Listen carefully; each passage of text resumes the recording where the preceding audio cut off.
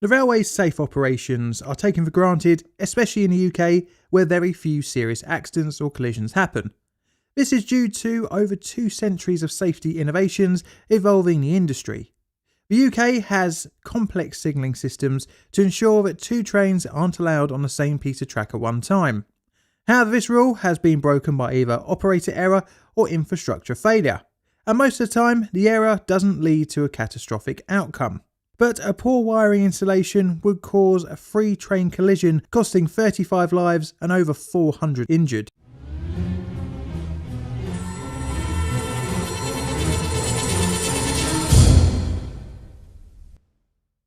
In the modern railway, one thing above all else is paramount, and that is safety. This is quite an obvious statement, as trains are large metal boxes travelling at speed which are filled with hundreds of people with a collective friction area of the wheels not much larger than a pound coin. The low area of contact between the wheels and track means that they are very efficient, which is great for carrying heavy loads at lower energy costs than road vehicles. Today's disaster is not important just because of the human and infrastructure cost, but it is the cornerstone to modern day health and safety regulations for safety critical work. This video is about the Clapham rail disaster on the 12th of December 1988. Today I'm going to rate the Clapham rail disaster here 5 on my painted plain difficult disaster scale. This is due to the disaster not having a wider environmental impact, but it is an 8 on my historical legacy scale. Safety critical systems are usually designed to revert to a safe state in the case of any breakdown of operation. This is known as failsafe. An example of this is electromagnets holding control rods out of a reactor core. In the case of loss of power, the rod falls with the help of gravity, stopping the chain reaction. On the railway, this is no different. If a signal fails, it reverts to danger or red. This is usually a given, but in the closing years of the 1980s, a simple wiring fault would bypass the failsafe state. But before we get onto a disaster, let's have a very brief look into UK railway signalling. And I mean a brief look, as I could probably make a whole documentary if I was allowed to go into a deep dive. Trains are very efficient, as I said earlier, which is great for fuel usage, but can be the Achilles heel of rail vehicles. You see, less friction means less ability to stop, and I really mean less ability. If you can see another car slam on the brakes in front of you when you're driving, you have a pretty good chance of stopping well before you become a human can of spam. This is because you have a lot of friction between your grippy tyres and a nice skin shredding asphalt. Trains don't have this, so you can't rely on line of sight to stop 2 trains becoming one big squashed one, and to allow safe stopping, signalling is used. In basic signalling principles, the track is broken up into multiple sections where only one train is allowed one section at one time. Each block section is protected by a signal behind it. There are also overlaps, which are an extra section of track, giving an extra area for safety in case of an accidental entering of an occupied block section. The UK, on many of its main lines, use 4-aspect signalling. This enables trains to be at a safe braking distance from one another and can give the driver advanced information of where the next train ahead is. On lower speed subsidiary lines and on London Underground, excluding the automatic ones, 3 and 2-aspect signalling is used, but for today we're not going to be going there. 4-aspect signalling can show you guessed it, 4 indications. The first is proceed or green. This means that at least 3 signal block sections ahead of you are clear and you can proceed at line speed. The next signal is preliminary caution or double yellow, meaning the next signal is at caution and you should probably be thinking about slowing down in preparation for a stop further down the line. Then there is caution, which tells you that the next signal is showing danger or stop, so be prepared to stop at the next signal. And finally, there is danger stop, shown by a red. This is pretty simple, as it means stop, as there's most likely another train ahead of you, or the route you are going to take is not set yet. Right, well that was a very brief and quick lesson on UK signalling. If you fancy a more in-depth video, check out this charmingly dated BR video on the subject. The next thing to look at is the disaster itself.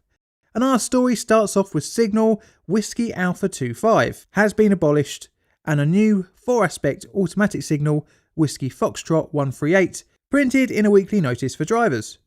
Although signalling changes are not a really regular occurrence, it is not unheard of, and would largely be taken as it was an important but minor change in the grand scheme of things. Likewise for track workers tasked with fitting the new signal, it was a regular occurrence for them, presenting little in the way of a challenge for someone in that line of work. The new signal would be the cause of the disaster after installation of other wiring during a period of weekend engineering work. The fault would only show itself on a weekday morning rush hour as Clapham Junction saw short headways between trains. You see, during the weekend less trains run, meaning it is less likely for them to stack up at signals and traffic would be more free-flowing. The location of Whiskey Foxtrot 138 was the penultimate signal before Clapham Junction in a railway cutting heading towards London. The previous station was Earlsfield. The signal was meant to protect trains that were standing just outside Clapham whilst they awaited a free platform. The final signal before entering the station's platforms was controlled by the Clapham Junction A signal box, where trains' movements were controlled and, more importantly, where the relays and interlockings for the signals in the area were housed. But a fatal wiring error meant that the signal would not display a stop aspect after a train had passed it, which basically defeated the whole point of it being there. On the early morning of the 12th of December 1988, multiple trains had passed Whiskey Foxtrot 138 with no issues. Due to the frequency of 5 minutes between trains, all drivers were seeing green signals. Until the beginning of the morning rush hour leading up to 8 AM, as more trains were going to London, the pinch point of Clapham Junction's time between trains decreased to 2-minute intervals. This is business as usual for one of the busiest railway stations in the UK. A large number of drivers throughout the morning had noticed strange but not unusual irregularities with the signal sequence. This was due to the signaller in Box A changing routes into different platforms, causing the signal ahead to go back to red and the signals to the rear to react in sequence. In the rulebook, drivers were required to report a signal being more restrictive, but due to this being a regular occurrence, many ignored this and carried on as usual. This leads us on to the driver of a Basingstoke to London Waterloo service, Mr McClement. The 29th train booked to go along past Whiskey Foxtrot 138. As the train made its way past Earlsfield, nothing out of the ordinary was noticed until the driver received an unexpected setback when signal Whiskey Foxtrot 138 had changed from green to red as the train was about to pass it. Not being able to stop in time, the driver continued to the next signal to report the incident. Driver McClement left his cab to walk along to the signal telephone to contact the signaller to find out the issues as per the rulebook. McClement had assumed that the signal that had changed back on him, Whiskey Foxtrot 138, would stay red as his train occupied the section. An assumption that should have been right at a fully working signal. The 30th train, the 6:14 AM pull to Waterloo, driven by a Mr Rolls, had been making progress towards London following driver McClement's train, with nothing worth noting on the journey. His train approached and then passed Whiskey Foxtrot 138 at green at roughly 50 miles per hour. Driver Rolls thought nothing of it until the next thing he saw the rear of driver McClement's train. By now, disaster was inevitable. Driver Rolls applied the emergency brakes, bringing the train's speed down to around 35 miles per hour as it impacted the rear of the train in front at 08:10 AM. The front of the train had left the tracks and a third train running empty in the opposite direction collided with the pull train. A fourth train, following the pull train, managed to stop short in the rear. At the time of the impact, driver McClement was walking back to his train, at which it moved forward several feet. He ran back to the signal telephone to inform the signaller, who put all the signals under his control to red to stop all train movements. The impact of the front of the pull train on the last carriage of the Basingstoke train caused the last carriage to be thrown up above a concrete wall on the side of the cutting, around 10 feet high. It came to a rest lying on the embankment above the wall. The first two coaches of the pull train had veered to the right where it had been struck by an empty train. The noise from the collision attracted the attention of nearby residents and workers around the north side of Wandsworth Common. Many called 999 requesting emergency services. Worryingly, British Rail contacted the emergency services after the first 999 calls at around 8:15 AM. This was due to the lengthy process of communication from driver to signal box to station supervisor to network control, who finally contacted 999. The public had made their first call at around 8:13 AM. Pupils and teachers from the nearby Emmanuel School, who were the first on the scene of the disaster, helped the walking wounded. Access for the emergency services was limited. This was due to the majority of UK railways being fenced off from the public to prevent trespassers. The railway boundary has access points, but these can sometimes be hard to find and require key access. The first 3 carriages of the Paul train had been severely damaged. The first carriage had totally collapsed. The second carriage, the buffet car, had been devastated on its left near side, and the last car of driver McClement's Basingstoke train was also severely derailed and damaged. All of these factors further hindered the first responders. It was estimated that around 1,500 people were aboard the Paul train, creating an overwhelming situation. The trains in use at the time were of a very old design, first generation British Rail electric multiple unit, and made use of slam manually opened and closed doors, which can be opened at any time, very different from the power control doors of today. Because of this, many had already started to escape the wrecked trains. The rescue effort would last the rest of the morning into the afternoon. The last casualty was taken to hospital at 1:04 p.m. and the last body was removed at 3:45 p.m. Repair works in the area would take a lot longer, as the damaged trains and infrastructure had to be removed before trains could run safely again. And this doesn't include the investigation into how the disaster could happen. With 35 dead, 484 injured, the big question looms.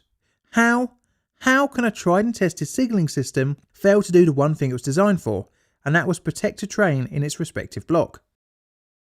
Whiskey Foxtrot 138 was obviously not working as intended, which, as it was a new installation, hints that the engineering works were the root cause of the disaster. The replacement of the signal was part of a much wider programme called WARS, or the Waterloo Area Resignalling Scheme. This came about as by the 1970s and 1980s, much of the 1930s wiring responsible for the safe operation of the railways had badly deteriorated. The programme was undertaken over multiple weekends to improve the reliability of the signalling system. The wiring of the new signal was prepared and laid out over the week to be installed over the weekend. The signal and its wiring was completed on Sunday the 27th of November. It was common for the technicians who laid out the wiring to install it over the weekend, leading to a 7-day week. And for Whiskey Foxtrot 138, this was no different, with the book technician working his 13th consecutive 7-day week. During the wiring installation, the wires to the relay room in signal box A for the old signal needed to be removed, as the new signal was wired to the track circuit block. It was deemed not ideal to fully remove the old wiring, and instead it was opted by the technician to leave it in situ, albeit disconnected. This is not unheard of, as long as precautions such as disconnecting, cutting back and taping off to stop the loose wire from coming into contact with any other terminals. The technician decided to keep the old wire still connected on one end and just disconnect and push back to one side the other end, with the new wiring holding it out of place. Eventually, this loose wire could work itself back to the terminal of the new signal's wiring in the relay room, causing the signal to not go to danger when the train occupied the block. No independent inspection by the technician's supervisor was undertaken, meaning the shoddy work was not picked up upon. The signal would operate as intended until the weekend of the 11th of December, where unrelated work was being undertaken in the relay room on the relay next to the new wiring. The work disturbed the uninsulated wire, which had made its way back to contacting the relay, causing the failure of signal Whiskey Foxtrot 138. The investigation by Lord Hidden found many contributors to the disaster, including poor training, supervision, assessments, all of which were compounded by technical staff not properly understanding the ramifications of signalling failures. One of the largest legacies of the report into the disaster was the amount of hours the technician had worked. It would eventually prompt a change in working hours for people undertaking safety critical work to 12-hour maximum shifts, 12 hours minimum between shifts, a maximum of 72 hours per week, and a maximum of 13 days in a row. If you've ever worked on a railway, then these rules are hammered into you. The accident changed the culture in British Rail, and although no one was charged with manslaughter, BR was charged with the Health and Safety at Work Act 1974 and had to fork out a £250,000 fine, which doesn't seem like enough even for late 1980s and early 1990s money. This event would be partially responsible for the Corporate Manslaughter and Corporate Homicide Act of 2007. But lessons learnt from the accident would help shape the modern UK railway, which would never be forgotten. At the time of recording this script, I've just finished working on a Tokyo subway attack video, so it's been a few weeks of railway stuff for me. I've really enjoyed working on it, but more importantly though, have you enjoyed the rail-based subjects, and do you think I should cover more? Let me know in the comments below. Thanks for watching, I hope you enjoyed the video. This is a Plain Difficult production. All videos on the channel are Creative Commons Attribution Share Alike licensed. Plain Difficult videos are produced by me, John, in a sunny southeastern corner of London, UK. Help the channel grow by liking, commenting and subscribing. Check out my Twitter for all sorts of photos and odds and sods, as well as hints on future videos. I've got Patreon and YouTube membership as well if you fancy supporting the channel financially. And all I have to say is thank you for watching.